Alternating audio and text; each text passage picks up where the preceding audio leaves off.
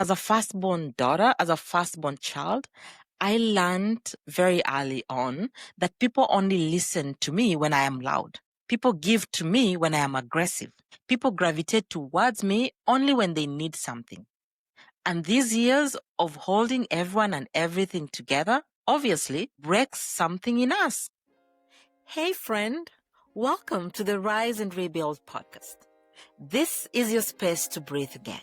A space for women of color, single women, and single mothers to finally feel seen, deeply supported, and reminded that you don't have to do this journey alone. My name is Lydia, a certified life coach and founder of Break the Cycle Global and a proud cycle breaker. Around here, we don't just talk about life. We get real about it. The messy, the magical, and everything in between. From breaking unhealthy cycles to mastering your mindset, navigating relationships, parenting, career, money, faith, healing, and so much more. This is where we rebuild when life doesn't go as planned. I know what it's like to feel stuck because I've been there. And now, my heart beats for women like you, ready to rise up and embrace love, abundance, and confidence. So whether you're carrying painful wounds, facing another hard season, or simply ready for a fresh start, you are in the right place, my friend. Grab your coffee, warm your tea, and welcome home. Because this is where we break, heal, and rebuild together. Hey, friend. Welcome back to another episode of the Rise and Rebuild podcast. Happy new month. Can you imagine it's November already? I'm so glad you're here. And this new month, we get to reset and start again if last month didn't go as planned. So it's okay for you to start over and over again. If things didn't work out for you in October, you have another chance to start over again. This is your permission slip. It doesn't matter if there are only 2 months left in this year. You can absolutely start over again. All right? So, November is a very special month for me and my family. 1, because we have birthdays we're celebrating. 2, Thanksgiving is around the corner. And 3, it ushers in Christmas. Christmas. We need some cheer. I just can't wait for Christmas to get here. Okay? But Christmas aside, today I want us to speak to the eldest daughters, the firstborn daughters, the strong ones. I see you, the ones who grew up too soon and learned to hold a house and everyone together with tiny little hands, the ones who learned to carry before they learned to be carried, the ones who became deputy parents by default, the family's emergency plan, and sometimes, to be honest, the family's bank account. If that's you, raise your hand. That's me. You know, the one who keeps it all together? Pull up a chair. I am you. I am that firstborn daughter. Come, let us talk. Let us reason together. Though your burdens may be heavy as a firstborn daughter, this is where today we lay it bare and find a way forward. We have to find a way forward. Well, you've heard people say firstborn daughters are always angry, controlling, manipulative, name them, everything, right? But really, let's sit down with this idea of the angry firstborn daughter. What does that even mean? When people say that we are angry, we are manipulative, we are controlling. I sat with this idea, and in my opinion, I think when people say that, they are talking about a pattern many of us recognize. The oldest girl who had to grow up early, she was praised for being so mature, so reliable, so steady, and somewhere along the way, she got tired. And then, boom, she decided to let the chips fall where they may. I don't know about you, but as a firstborn daughter, as a firstborn child, I learned very early on that people only listen to me when I am loud. People give to me when I am aggressive. People gravitate towards me only when they need something. And these years of holding everyone and everything together obviously breaks something in us. And that now expresses itself as rage, as anger. So when folks say angry, I understand them because what they're often seeing is burnout that wears a brave face. It's not random rage. It's a body that has lived in emergency mode for years. It's grief for the childhood we never got to experience and frustration from carrying more than is fair. So it shows up as snapping, shutting down, feeling too much, or being called controlling. And so when people say we are angry, they are probably justified because of how we were brought up, the responsibilities we were given. I don't think it was fair for most firstborn daughters. We had to be parentified very early on. And so when we got tired, we let the chips fall where they may, we snap, we lose it. So no, the firstborn daughter wasn't born angry. She became angry that way, trying to make life work for everyone. And if that sounds like you, like it sounds like me, hear this. Your anger is not your enemy. It's a messenger. It's your mind, body, and spirit saying, I need rest. It's screaming, I need help. I need to be heard before I fix things. That anger normally rises where your yes has been stretched too far and your no was never taught or even heard. And today, my sisters, we don't have to live like that anymore. We are going to lay it bare and just know we are done. But before we go any further, let me pause here and say something. This is not about blaming our parents or our culture. No. It's about naming patterns so we can break them. Understandably, many families were surviving. So the eldest girl became the safe pair of hands that everyone could lean on. So your anger makes sense in light of your story. And for a lot of women of color and immigrant daughters especially, the pressure is even heavier because there's family expectations.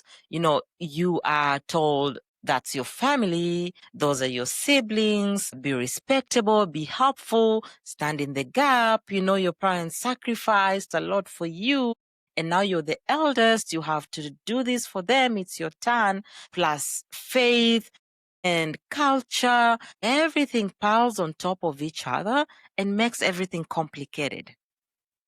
But today, I want us to put down the firstborn daughter guilt that gets placed on us, because sometimes it feels like emotional blackmail, honestly. Did you know you can actually love your family and still have limits? And so this guilt that people put on us as being the eldest daughters, I want us to talk about that and truly unpack it. So why do firstborn daughters feel angry or look angry or sound angry? First, as a firstborn daughter, you were given a job, as I said, that you were not even ready for. You are the helper, the fixer, the strong one, the peacekeeper, the provider, the protector, name them. And so that assumed maturity turned into pressure. You learned very early on to hold everything together before, as I said, you learned how to be held. So the weight of carrying everyone and everything together built resentment. Years of carrying the world and everything on your back has somehow cracked something in you. And that now leaks out like rage. Also, your nervous system continues to learn and stay in what I call the emergency mode. So when people move slow, it triggers you because you're used to always being on the move. You've never known rest. And so that slowness from other people really bothers you. And sometimes it even makes you really angry.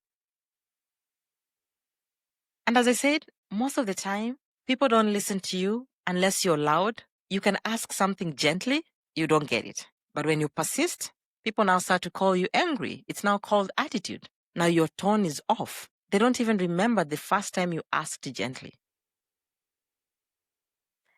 The other thing is that you probably learned to go through life alone. You made errors, trial and error, through tears, lots of prayers. You had no one to learn from. No one showed up for you. You were not even allowed to make mistakes. And so when someone now shows up at the last minute with, I don't know how to do things, you snap.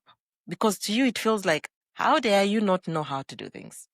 I learned to do these things on my own. Why can you not figure it out? I had to figure it out without a safety net. No one showed me how to do stuff. And so we are always expecting other people to figure it out the way we did. And that can turn out as anger. Because for us, comfort was never promised. We had to take the bull by the horns, figure our way out, and get in charge of things and move on. And so we may come off as controlling, as angry human beings, But we were not born that way. We were made that way by the weight of responsibility that was placed on us, by the things that we had to go through as children, by the things that we had to learn on our own with no help. We had to figure things, sometimes learn lessons the hard way. A lot of us firstborns actually lost our identity trying to parent our siblings and even parent our parents for some of us.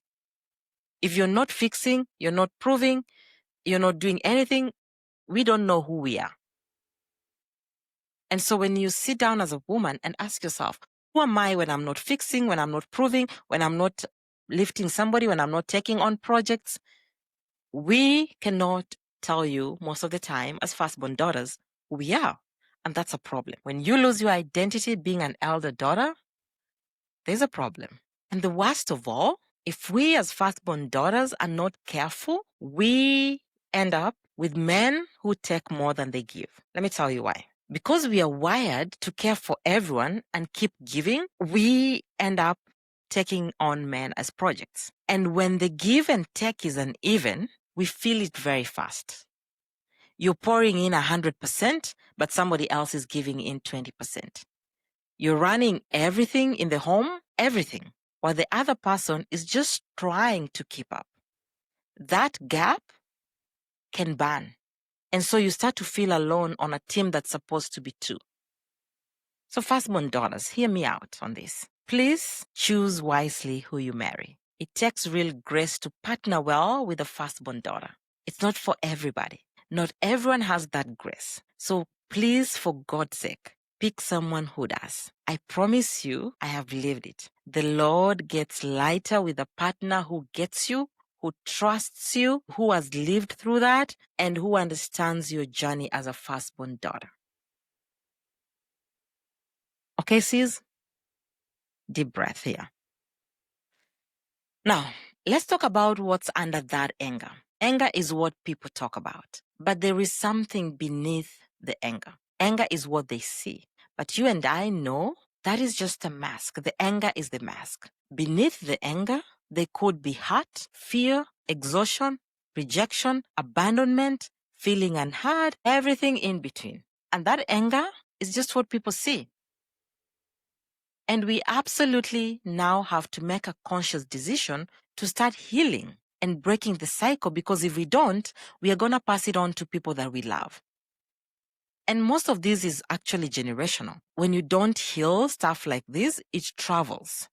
It travels to your children, to your children's children, and generations to come. You may end up passing them to people who didn't hurt you and don't even deserve to carry them either. And that is why it's important for you and I to heal what's beneath the anger.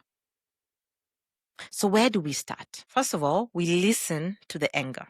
What is it trying to tell us? What is it teaching us? We acknowledge it. Sometimes all we need is just partnership, not promises. All we need is acknowledgement before solutions. All we need is just to be heard. So listen to your anger. What is it telling you? What is it teaching you? Sometimes all you need is to be seen as a daughter, not just a doer, not just the provider, not the problem solver or the peacekeeper, just a daughter wanting to be loved and protected and cared for and given to as much as she gives out. Okay? After listening to the anger, this is where you now take a bold human shift. Not perfect, just real. For instance, this week, go ahead and ask for something that you need. Sit down, ask for something, and receive it. Allow people to give you as well. You've been the giver. Now it's time for you to receive it. No long essays, just ask. Second, say no. No explanations. No explaining yourself. If something doesn't sit right with you, just say no. And thirdly, rest. It's okay to rest without explaining yourself.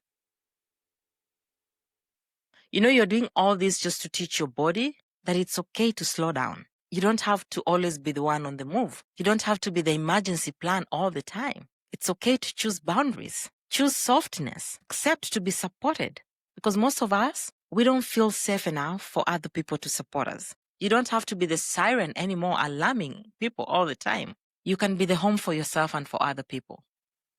And because it's November and holidays can pull us back into old roles, especially around family. You can be the planner, the driver, the chef, the fixer, the bank, the ATM. Hear me. You can still show up with love and still set limits. You can bring a Thanksgiving pie and a boundary. You can enjoy dessert and leave before the disrespect starts. You can tell people you love them, but you won't stay in a room where people shout. That's not drama. You are avoiding drama at all costs so that you can care for yourself. And that is how you start to reparent you and take back your power as a firstborn daughter and give yourself grace and rest. Okay? That's all I had for today. Before we close, I want to add something here. Firstborn daughter, please live a little. Try your best to loosen up and live just a little. Find some joy, because joy is not a prize at the end of your life. It's part of your healing. Buy yourself the nice things too. Be there for yourself too. Give yourself the love you so give to other people. It's your turn now to receive. You've been the giver for so long. Rest now, firstborn daughter. Take a break. Be bad at something for even an hour and laugh at it. Don't be too hard on yourself. Just breathe. God came to give you life, real abundant life, and you're allowed to enjoy it. He didn't design you to earn love by endless usefulness. He doesn't want us to be overused and abused in the process. In fact, scripture says, "Come to me, all you who are burdened, and I will give you rest." Can you imagine? Rest was always part of God's plan for you and I. So for Christ's sake, please take a rest and breathe. Everyone will be fine without you. They will survive. The world will not crumble if you don't fix or help. So breathe, rest, take it easy. Okay? Well. That's all I had for you this week. Let me get off this seat and go figure out where to get a Christmas tree. I plan to have the Christmas tree up soon and let these November babies start to decorate. But firstborn daughter, as I check out, I want you to hear me one more time. You've carried so much, and you deserve to be carried too. Your anger is not a character flaw. It's your compass back to rest, dignity, and God's design. So do me a favor, rest, breathe, take it easy, receive as well. All right? So go and share this episode with a firstborn daughter you love, and then subscribe and leave a quick rating for me on Spotify, Apple, and YouTube, so that other women can find this space as well. I love you deeply. I'm cheering for you. And remember, your past does not define you. Your pain does not disqualify you. Your story is still being written. So stay grounded, stay faithful, stay grateful. Let's break, heal, and rebuild together. I'll see you next week. Bye-bye.